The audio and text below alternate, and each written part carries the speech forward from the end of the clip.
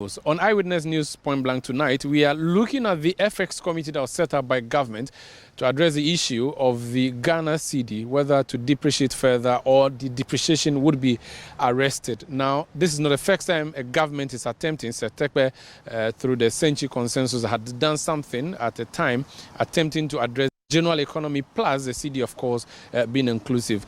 How has that fared? What is this new government's approach going to do differently, and what is going to change?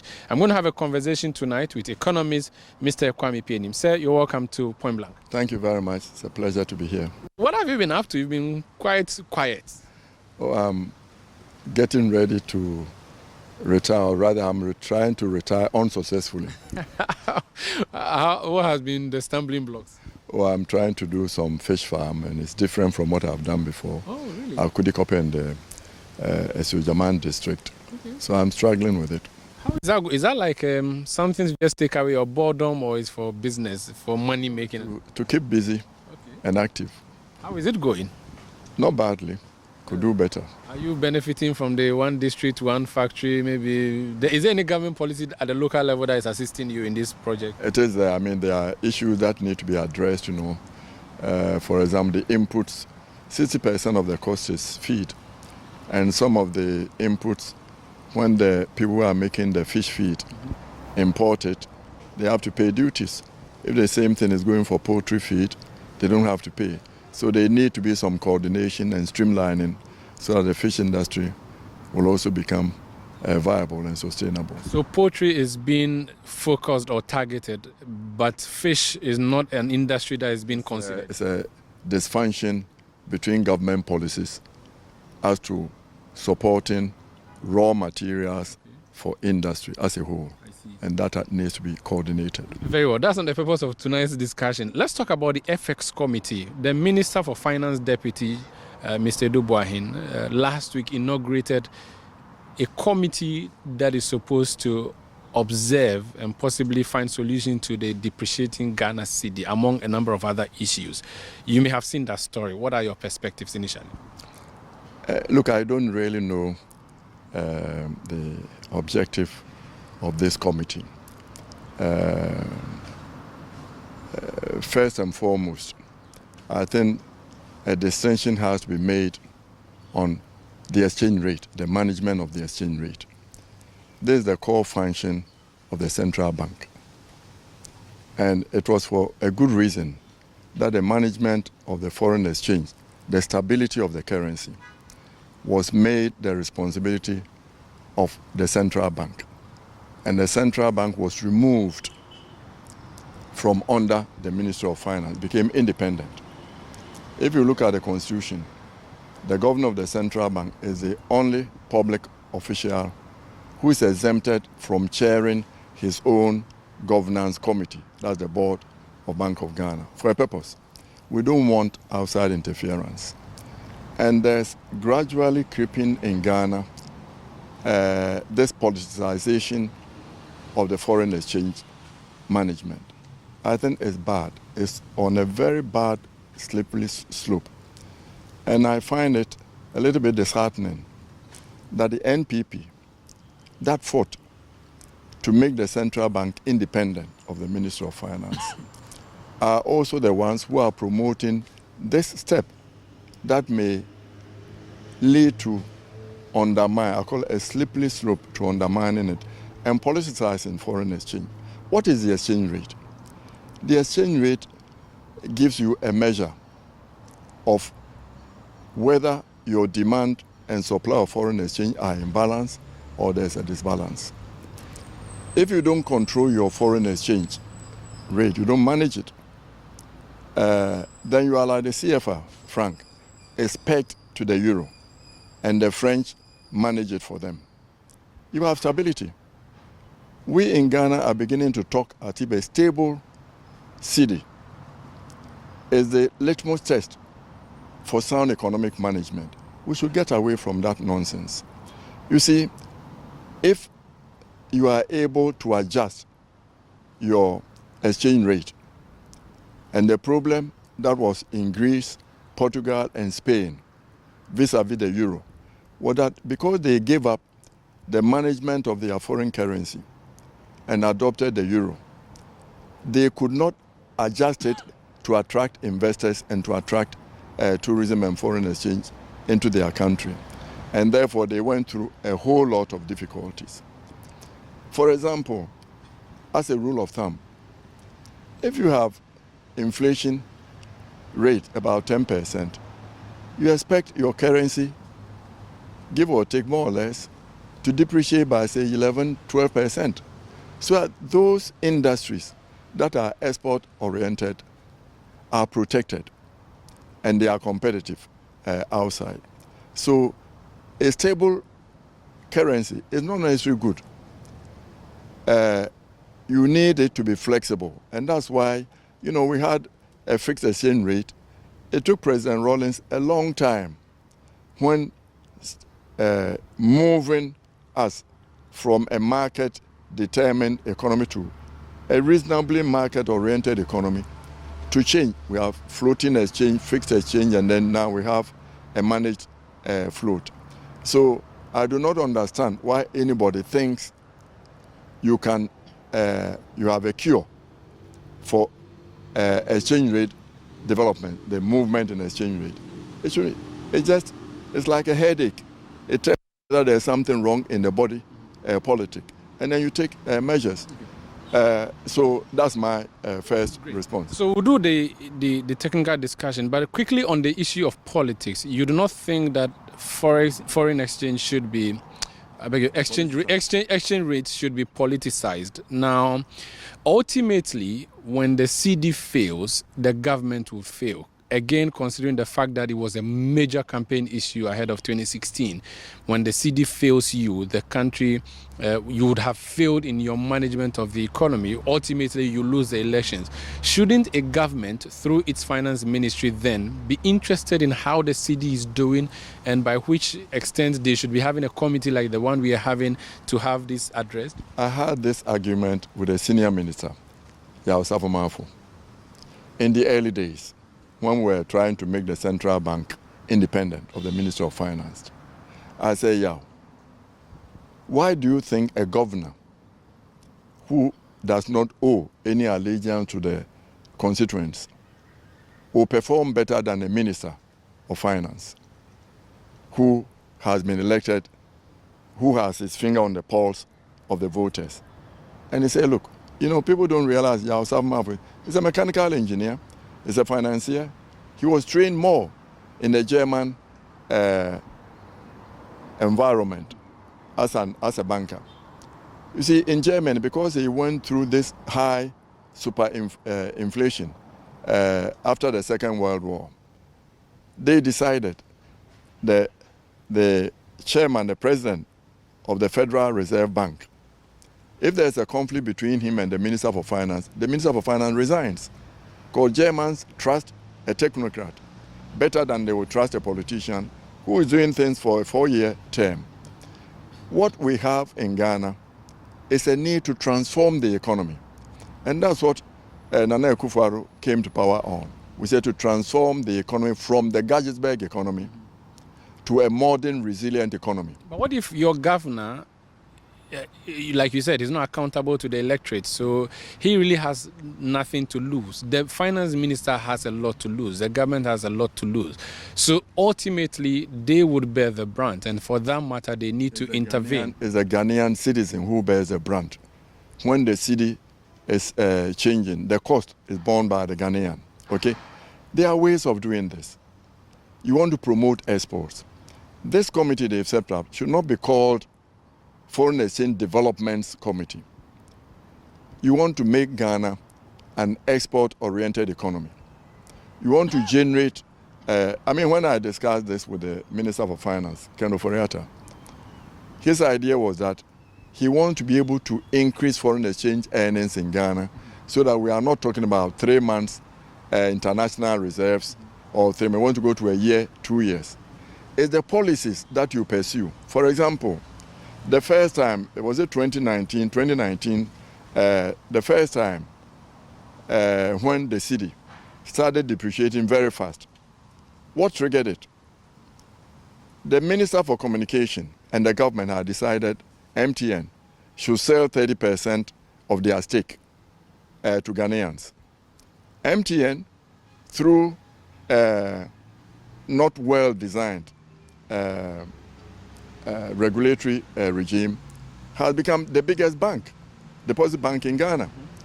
So the evaluation took into consideration the fact that people's deposits, their wallets, electronic money wallets are with them. So $1 billion was going to go out of the economy of Ghana to pay for the 30% of MTN.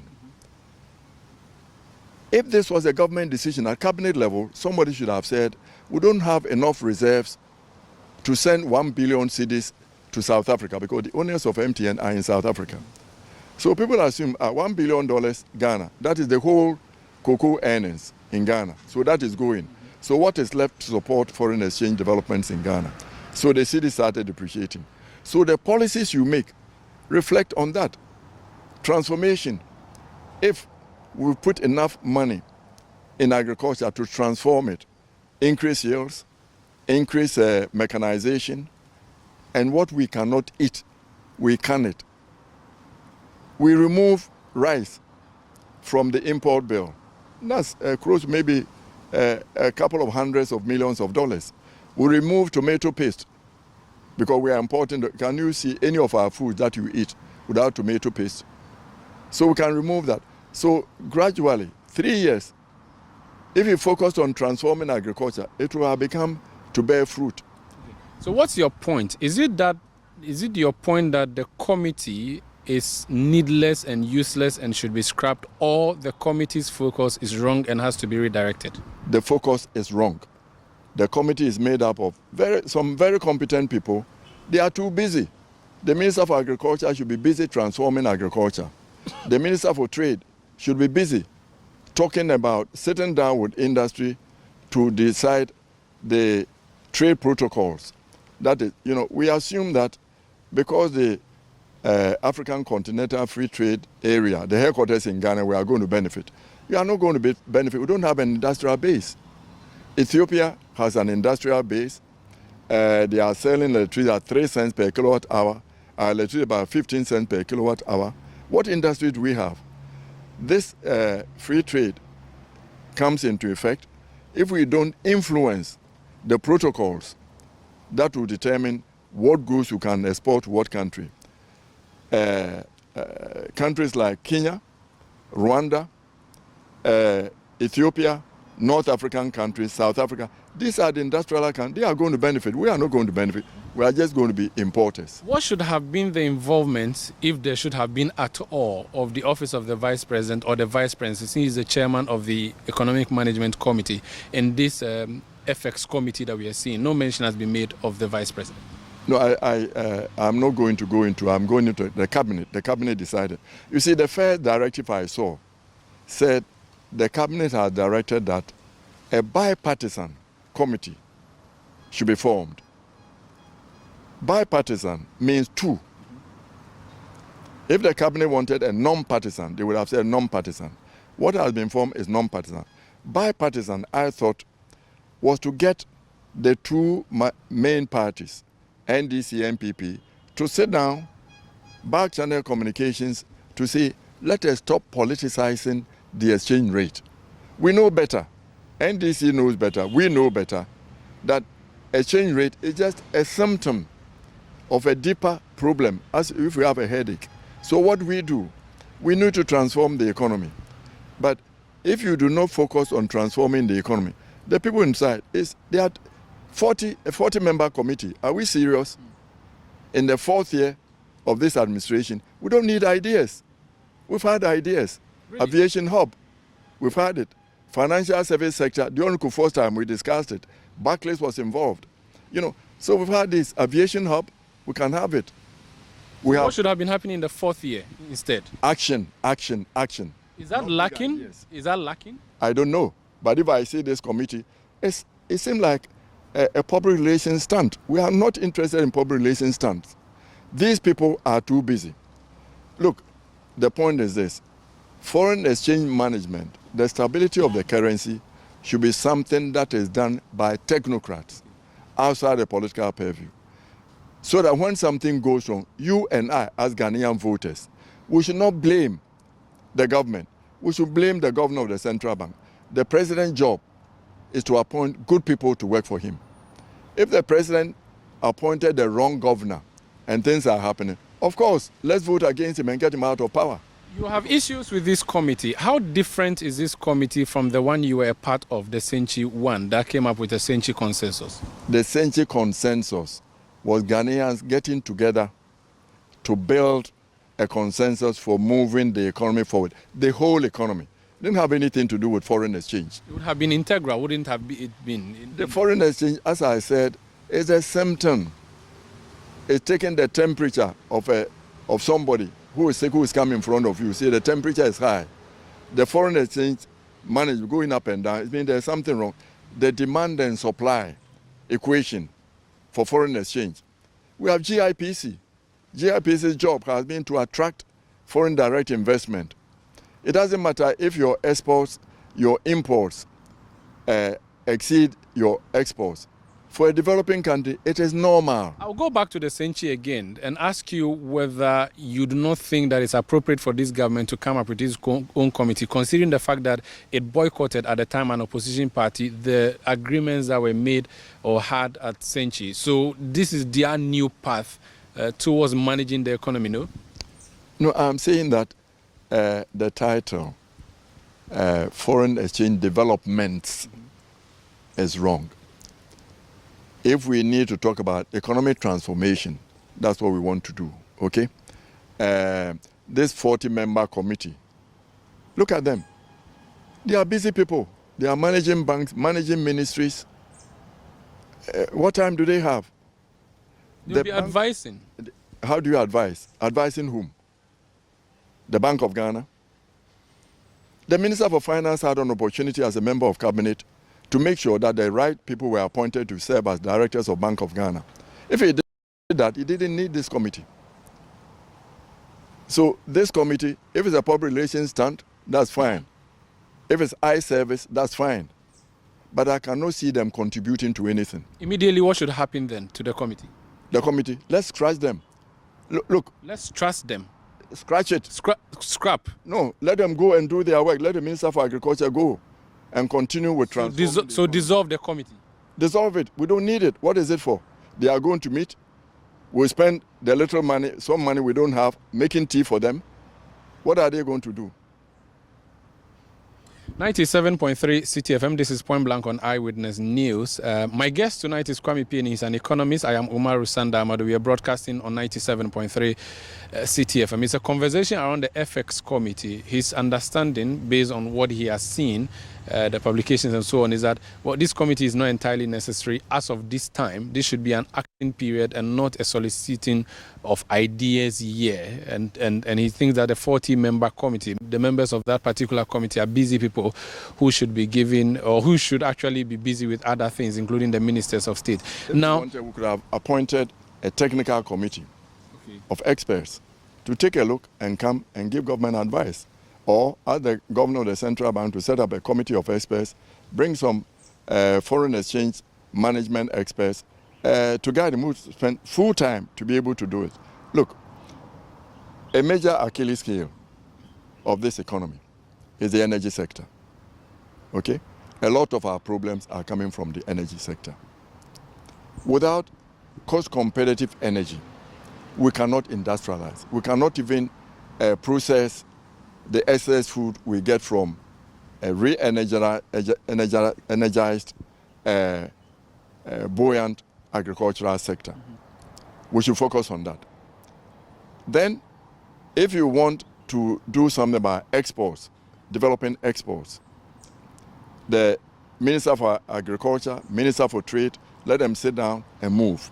You see, when we have people like Ghana, GUTA, the Association of Ghana Union of Traders in.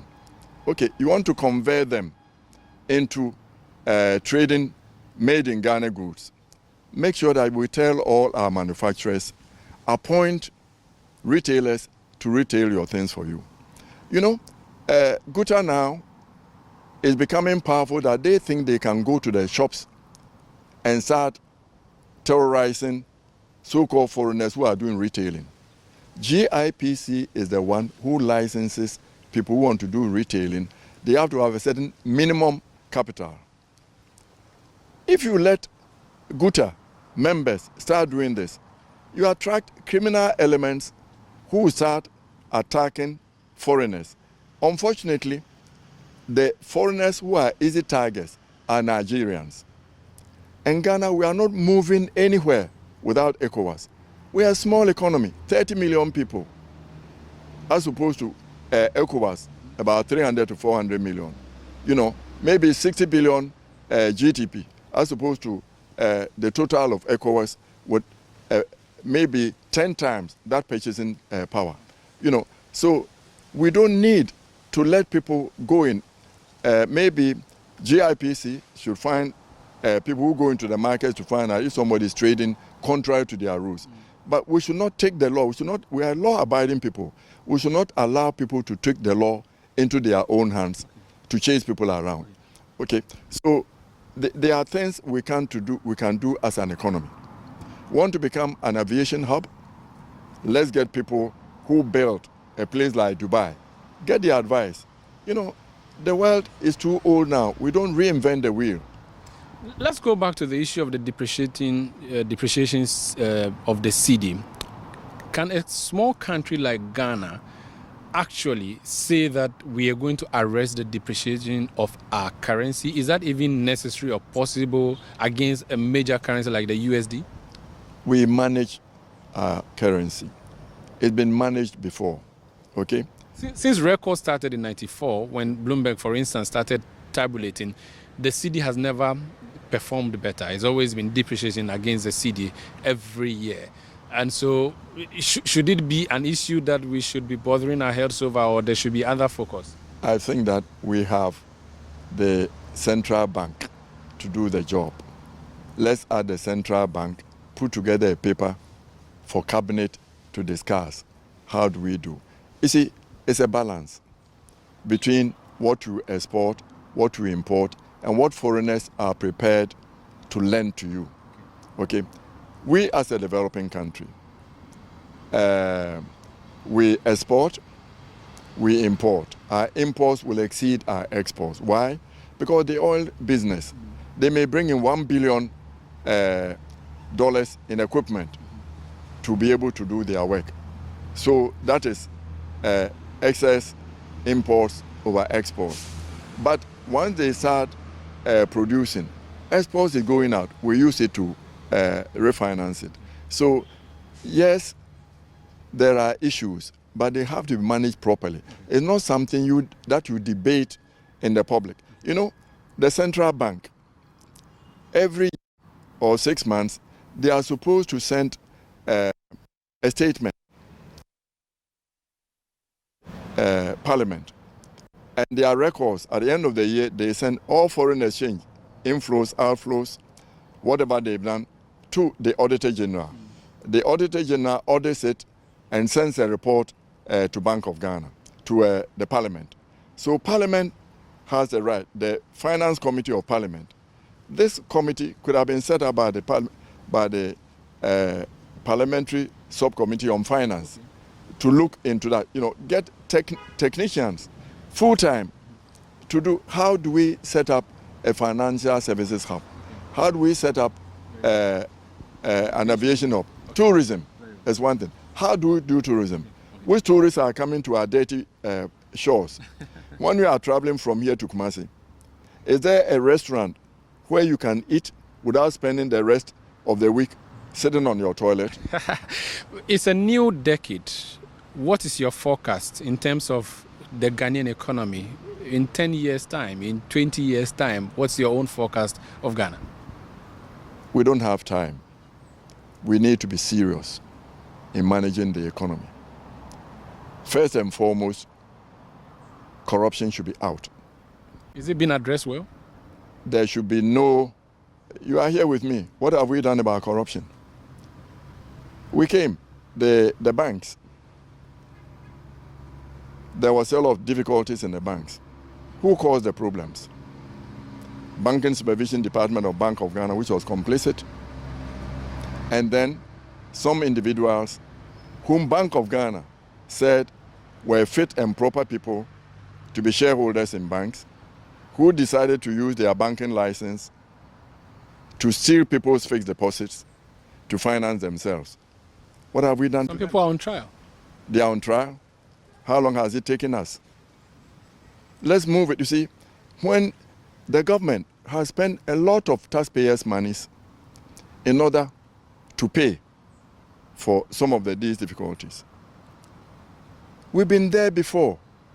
When there were difficulties with the banks, we formed, an asset, non-performing assets recovery trust.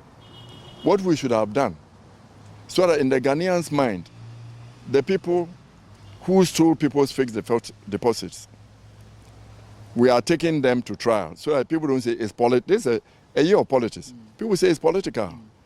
To let people know that it's connected. Our friends, decent people who worked 70 years of their lives for this country, their pensions were put on deposit with some of these so-called distressed banks. They are now being asked to go to the receivers. You have 1 million, 2 million cedis that you were using the interest to finance yourself. They say go and collect 20,000, 10,000 cedis. They've done nothing wrong. My suggestion was that pay them. Let the Bank of Ghana, even if it has to print money, because this is not inflationary. It's earned money, my earned money in a bank. So you give me the deposit in the new bank, it's there, I can take it. But we are making it difficult for the NPP to win this election by stealing money from decent citizens, because that's what you are doing. You are stealing money from them. That's what I was going to ask you. It's an election year. You belong to the NPP. What's your assessment of the performance so far, and what do you think is the chance of the NPP in December? I'm not the one who is going to assess. It's the citizens.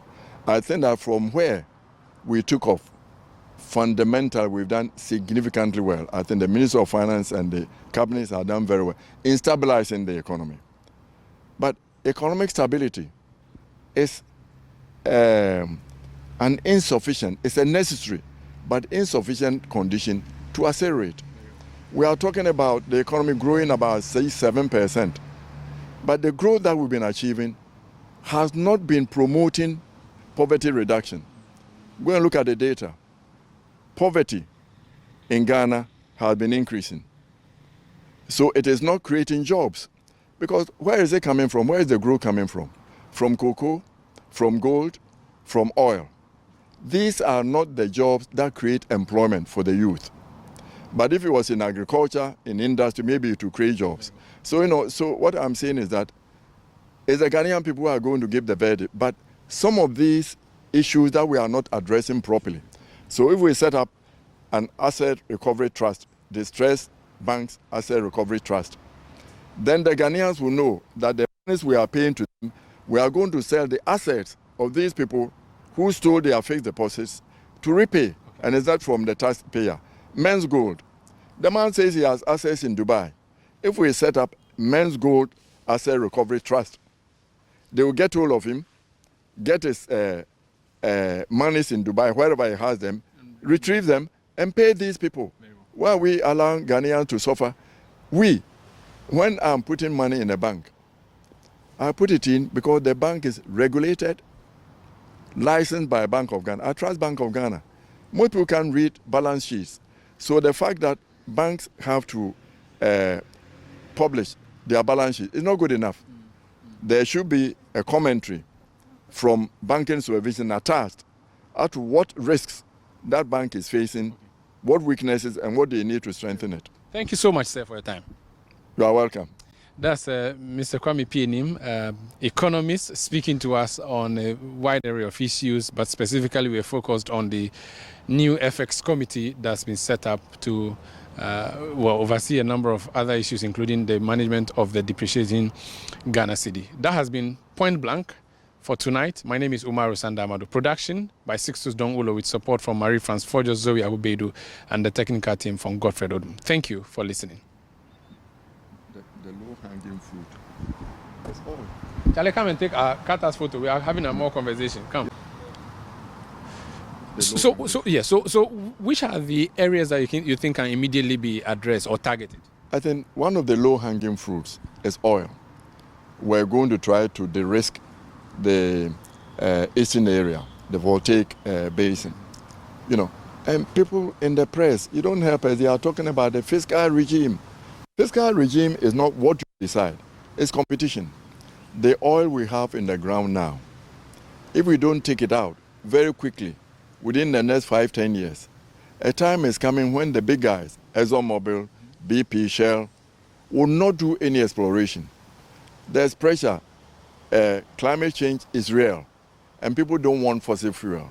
So this is the time to do it. Why are we wasting time? I hear the press saying, oh, the fiscal regime, we are going to lose 5 billion. Let me put it in realistic terms. You have land. I come.